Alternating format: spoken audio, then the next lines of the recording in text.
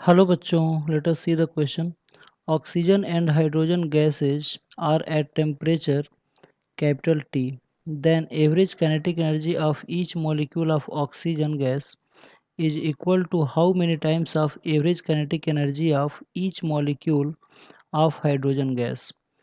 Question ये कर रहा है कि ऑक्सीजन और हाइड्रोजन गैस दोनों को टी टेम्परेचर पे रखा हुआ है। तो हमें बताना है कि जो एवरेज काइनेटिक एनर्जी हर एक मॉलिक्यूल का ऑक्सीजन का अगर हम देखें तो average kinetic energy of each molecule of hydrogen से कितना गुना हो जाएगा। चार ऑप्शन दिए हैं, सही ऑप्शन का चुनाव करना है। फर्स्ट ऑप्शन में कर रहा है 16 टाइम्स, सेकंड ऑप्शन में कर रहा है 8 टाइम्स, थर्ड ऑप्शन में कर रहा है इक्वल और फोर्थ ऑप्शन में कर रहा है 1/16 टाइम्स। तो आइए देखते हैं इस क्वेश्चन का मेन की कॉन्सेप्ट क्या है, फिर इस क्वेश्चन को हम लोग सॉल्व करेंगे। तो की कॉन्सेप्ट में हम लोग समझेंगे कि वो कौन सा ऐसा फॉर्मूला है जिसके ऊपर ये क्वेश्चन बेस्ड है। तो आप लोग देख सकते हैं यहाँ पे काइनेटिक एनर्जी की बात की जा रही है, यानी कि दिस क्वेश्चन इज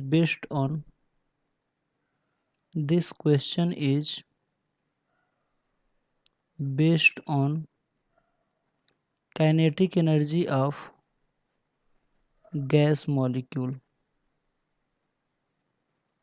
क्या होता है kinetic energy of gas molecule? तो काइनेटिक एनर्जी का फॉर्मूला जो होता है वो होता है 3/2 kT। ठीक है, यहाँ पे जो k है वो बोल्ट्जमैन कांस्टेंट होता है और t यहाँ पे टेम्परेचर होता है। तो आइए देखते हैं सोल्यूशन में क्या क्या गिवन है। तो अगर हम बात सोल्यूशन की करें तो देख सकते हैं कि यहाँ पे टेम्परेचर जो है वो कांस्टेंट है। तो क्या क्या गिवन है? तो गिवन में जो सबसे इम्पोर्टेंट थिंग्स यही है, ठीक है, कि यहाँ पे जो टेम्परेचर है वो कांस्टेंट है, टेम्परेचर कांस्टेंट है। तो अगर टेम्परेचर को अगर हम लोग कांस्टेंट अगर कर दें तो आप लोग देख सकते हैं कि जो काइनेटिक एनर्जी होता है वो 3/2 kT के बराबर होता है। यहाँ पे k जो है वो भी बोल्ट्जमैन कांस्टेंट है, वो भी एक कांस्टेंट होता है, ठीक है। और यहाँ पे जो टेम्परेचर T है अगर उसको भी कांस्टेंट कर दें तो दोनों गैस के लिए काइनेटिक एनर्जी में कोई अंतर नहीं होगा।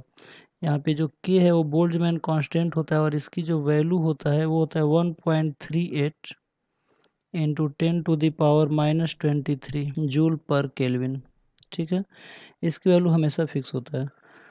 और यहाँ पे क्वेश्चन में ही कह रहा है कि दोनों गैस का को कांस्टेंट टेम्परेचर पे रखा गया है, यानी कि अगर हम देखें तो अगर हम लोग काइनेटिक एनर्जी अगर हम लोग यहाँ पे हाइड्रोजन मॉलिक्यूल के लिए निकालें या फिर ऑक्सीजन मॉलिक्यूल के लिए निकालें, अगर दोनों का अगर हम लोग रेशियो निकालें तो ये 1:1 हो जाएगा, क्योंकि दोनों कांस्टेंट है, दोनों एक दूसरे को कैंसिल आउट कर देंगे। तो अगर देखा जाए तो क्वेश्चन में ये पूछ रहा है कि जो kinetic energy of each molecule of oxygen gas is how many times of kinetic energy of each molecule of hydrogen gas. तो ये 1 टाइम्स हो जाएगा, ठीक है, क्योंकि दोनों का रेशियो क्या आ रहा है, सेम आ रहा है, क्योंकि वो टेम्परेचर पे कांस्टेंट अगर हो जाएगा तो टेम्परेचर पे ही डिपेंड करता है सिर्फ, और बोल्ट्जमैन तो ऐसे ही कांस्टेंट है।